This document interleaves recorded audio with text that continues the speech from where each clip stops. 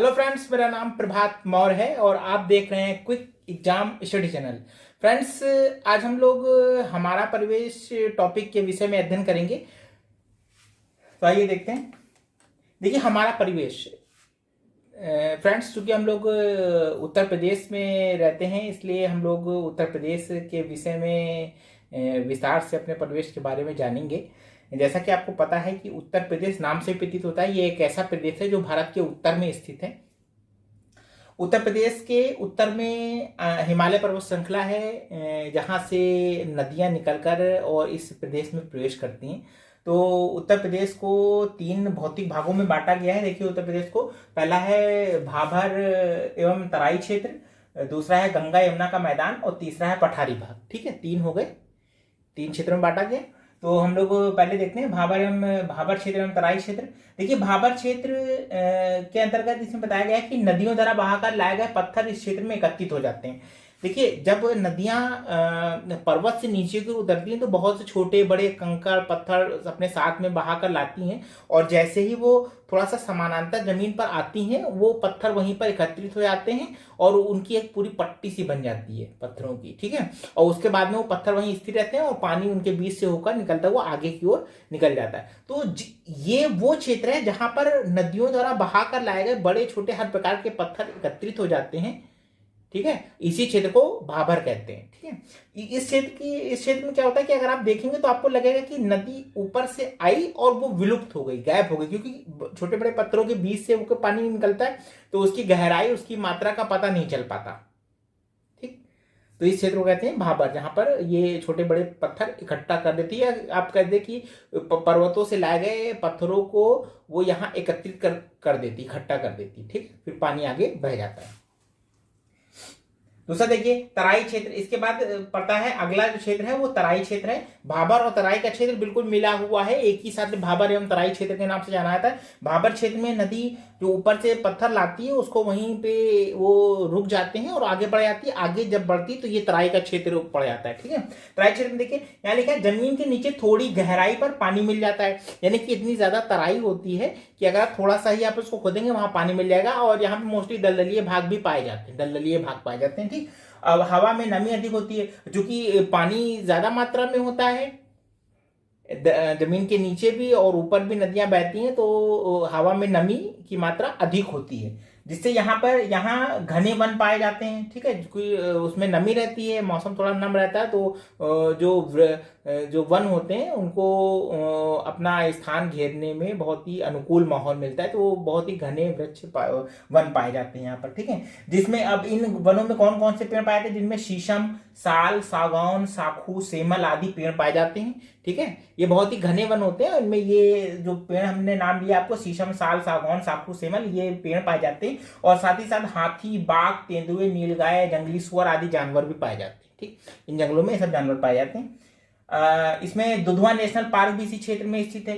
तराई के क्षेत्र में दुधवा नेशनल पार्क भी आता है, जो उत्तर प्रदेश का एक बहुत ही प्रसिद्ध राष्ट्रीय उद्यान कह सकते हैं ये है। और इसका अधिकतर भाग लखीमपुर खीरी जिले में पड़ता है। ठीक, और बोक्सा और थारू लोग यहाँ के पुराने निवासियों बोक्सा और थारू लोग आते हैं। ठीक, जो पुराने यहाँ पर निवासी हैं, यहाँ के रहने वाले। ठीक, देखिए दूसरा, गंगा यमुना का मैदान। तराई क्षेत्र के दक्षिण में स्थित यह मैदान जलोढ़ मिट्टी से बना हुआ है। देखिए, हमने क्या बताया, ऊपर हिमालय से जब नदियां उतरती हैं तो जो अगला क्षेत्र बनता है जहां पर वो अपने साथ लाए गए पत्थर वत्थर छोड़ देती हैं, वो भाबर कहलाता है। उसके बाद तराई के नीचे जो अगला है दक्षिण में, ये आपका गंगा यमुना का मैदान रहेगा। ठीक है, तराई क्षेत्र के दक्षिण में इसलिए लिखा हुआ है, यह मैदान जलोढ़ मिट्टी से बना हुआ है। जलोढ़ मिट्टी वो मिट्टी होती है जो नदियों द्वारा बहाकर लाई गई होती है। ठीक है, तो यह क्षेत्र बहुत अधिक उपजाऊ है। ठीक है, क्योंकि जलोढ़ मिट्टी जो होती है वो, चूंकि भारत के जो गंगा यमुना का मैदान है, ये इसमें जो इसका प्रकार है वो किसी भी फसल के लिए बहुत अधिक उपजाऊ है। ठीक, तो यहाँ पर लिखा हुआ जलोढ़ मिट्टी सब सारी मिट्टियों में सबसे अधिक उपजाऊ होती है जलोढ़ मिट्टी। ठीक, इसलिए लिखा हुआ यह क्षेत्र बहुत अधिक उपजाऊ है और यहाँ एक वर्ष में 3 फसलें होती हैं। ठीक, देखिए जलोढ़ मिट्टी की खासियत ये होती है कि यहाँ पर 2 प्रकार की, ये जलोढ़ मिट्टी के भी 2 प्रकार होते हैं, खादर और एक बांगर। ठीक है, तो जब जो नदियों द्वारा नई काप मिट्टी बिछाई जाती है, यानी कि नदियों का जब जल विस्तृत फैलता है बरसात में, तो जहां तक फैलता है और फिर जब उसके उतर जाता है, जब वो वापस नदी अपनी सीमा में आ जाती है, तो वो जितना क्षेत्र नदी के पानी में समाहित होता है वो नई काप मिट्टी का क्षेत्र कहलाता है, जिसे खादर कहते हैं, जो बहुत ज्यादा उपजाऊ हो जाता है। और बांगर वो क्षेत्र है जो पहले कभी नदियों द्वारा निर्मित किया गया होगा, लेकिन वहां पर पुरानी मिट्टी रहती है, नई काम मिट्टी इसमें नहीं चढ़ जाती, वो तो वो कम उपजाऊ हो जाता है, लेकिन दोनों ही क्षेत्र उपजाऊ क्षेत्रों में ही आते हैं। ठीक है, आगे बढ़ते हैं। देखिए 3 फसलें होती, कौन कौन सी फसलें होती हैं? खरीफ की फसल, रबी की फसल और जायद की फसल।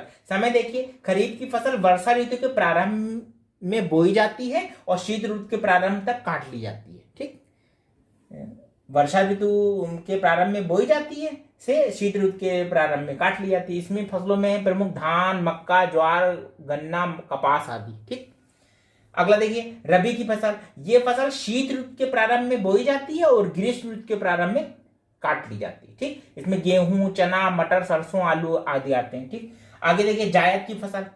ये ग्रीष्म ऋतु में बोई जाती है, ग्रीष्म ऋतु में बोई जाती है और ग्रीष्म ऋतु में बोई जाती है और वर्षा ऋतु के प्रारंभ में काट ली जाती है। ठीक, इसमें ककड़ी, तरबूज, खरबूजा आदि जाते हैं। ठीक है, तो ये तीन फसलें हैं, ये तीनों फसलें गंगा यमुना के मैदान में बोई जाती हैं। ठीक, अब चूंकि देखिए कृषि कार्य होता है, उत्तर प्रदेश के बहुत से अधिक जनसंख्या कृषि कार्यों में लगी है, और चूंकि खाद्यान्न होता है, पानी भी है, तो मनुष्य के जीवन के लिए बहुत उपयोगी है, इसलिए उत्तर प्रदेश की जनसंख्या, अधिकतर जनसंख्या इसी में निवास करती है और कृषि कार्यों में लगी हुई है। ठीक, और इसमें चूंकि देखिए यहाँ पर इस गंगा यमुना के मैदान में गंगा, यमुना, रामगंगा, आपकी ये गोमती, घाघरा, चिनाब, सोन, ठीक है, ये सब नदियां हैं जो बहती हैं, इसलिए यहाँ पर पानी की कोई कमी नहीं है। तो यहाँ पर जो इन क्षेत्रों में, कृषि क्षेत्रों में जो सिंचाई होती है वो नलकूपों और नहरों के माध्यम से होती है, पूर्ण होती है। ठीक है, यानी कि सिंचाई के प्रमुख साधन नलकूप और नदियां हैं, नहरें नदियों से लाई गई। ठीक, आगे थे। इस मैदान का ढाल उत्तर पूर्व से दक्षिण पूर्व की ओर है। देखिए उत्तर पूर्व से दक्षिण पूर्व से तात्पर्य है कि अगर ये आपका उत्तर प्रदेश है तो इसका ढलान ऐसे करके नीचे की ओर है। अगर आप इसको सीधी रेखा काट देंगे तो उत्तर दक्षिण और पूरा पश्चिम हो जाएगा, यानी कि ये रेखा और ये रेखा। ठीक है, यहां से उत्तर पूर्व से और दक्षिण पूर्व की ओर ऐसे जाती है।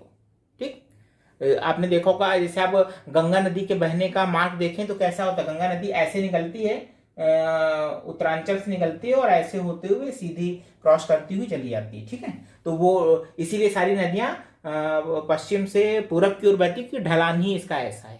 ठीक, तो वही लिखा हुआ है, इस मैदान का ढाल उत्तर पूर्व से दक्षिण पूर्व की ओर है। यहाँ पतझड़ वन पाए जाते हैं। यहाँ पर जो वन पाए जाते हैं विशिष्टता पतझड़ वन है। पतझड़ की विशेषता ये कि जाड़े यानी कि शीत ऋतु के बाद में वो ये सारे जो पौधे या पेड़ होते हैं ये अपनी पत्तियां गिरा देते हैं। ठीक है, ठीक, इसीलिए इन्हें पतझड़ वन कहते हैं। पश्चिमी, अब देखिए बोलियां कौन कौन सी हैं। पश्चिमी उत्तर प्रदेश में खड़ी बोली और ब्रज भाषा उपयोग होती है। जो पश्चिमी उत्तर प्रदेश है उसमें खड़ी बोली और ब्रज भाषा उपयोग होती है। मध्य भाग में अवधी और पूर्वी भाग में भोजपुरी भाषा बोली जाती है। ठीक, ठीक, क्लियर। तीसरा देखिए, आइए तीसरा देखते हैं, पठारी भाग। ये भाग पठार किसे कहते हैं, पहले ये देखिए जमीन से ऊपर चौरस क्षेत्र को पठार बोलते हैं। पठार और पर्वत में अंतर होता है कि पर्वत में ऊपर चोटी होती है, पठार में चोटी नहीं होती, सेल्फेस बिल्कुल समान समतल होता है वहां पर। ठीक है, पठार का ऊपरी भाग समतल होता है। ठीक, देखिए यह क्षेत्र भारत के पठारी भाग का उत्तरी विस्तार है, यानी दक्षिण में भारत का पठार है उसका उत्तरी, नीचे दक्षिण का पठार है उसका उत्तरी विस्तार है, ऊपर की ओर विस्तार है, और ये गंगा यमुना का मैदान के दक्षिण में स्थित है। ठीक है, अभी हमने जो आपको गंगा यमुना का मैदान पढ़ाया उसके नीचे दक्षिण में स्थित है, उसके नीचे स्थित है। ठीक है, दक्षिण में स्थित है। यहाँ गर्मी अधिक तथा कम वर्षा के कारण कांटेदार झाड़ियां पाई जाती है। यहाँ पे गर्मी बहुत ज्यादा होती है और वर्षा बहुत कम होती है, इसलिए कांटेदार झाड़ियां पाई जाती हैं। यह क्षेत्र खनिज पदार्थों के भंडार कहे जाते हैं। यानी इन क्षेत्रों में आपको पता ही है, पठारी भागों में खनिज भंडार प्रचुर मात्रा में पाए जाते हैं। तो ये लिखा हुआ है, इस क्षेत्र में खनिज पदार्थों के भंडार कहे जाते हैं। ये क्षेत्र जो है, इन क्षेत्रों में उत्तर प्रदेश के ललितपुर, झांसी, बांदा, मिर्जापुर, हमीरपुर आदि जिले आते हैं। ठीक, अब हम लोग जिले वाइज देख लेते हैं, किस जिले में कौन से खनिज पाए जाते हैं। ललितपुर में यूरेनियम, तांबा, रॉक फॉस्फेट आदि पाया जाता है। मिर्जापुर में चूना पत्थर, संगमरमर पाया जाता है आदि पाया जाता है। बांदा में डोलोमाइट, गेरू और ग्रेनाइट पाया जाता है आदि पाया जाता है। झांसी में सेलखड़ी, जिप्सम आदि पाया जाता है। और हमीरपुर में ग्रेनाइट और जिप्सम पाया जाता है। ठीक, तो फ्रेंड्स, आपको ये वीडियो कैसा लगा? अगर अच्छा लगा तो लाइक कर दीजिए, और अगर आपने अभी तक हमारा चैनल सब्सक्राइब नहीं किया तो चैनल सब्सक्राइब कर दीजिए, बेल आइकन भी दबा दीजिए, जिससे हमारे आने वाले नए वीडियो की सूचना आप तक जल्दी पहुंचे। तो फ्रेंड्स, मिलते हैं एक नए वीडियो में एक नए टॉपिक के साथ। तब तक के लिए धन्यवाद।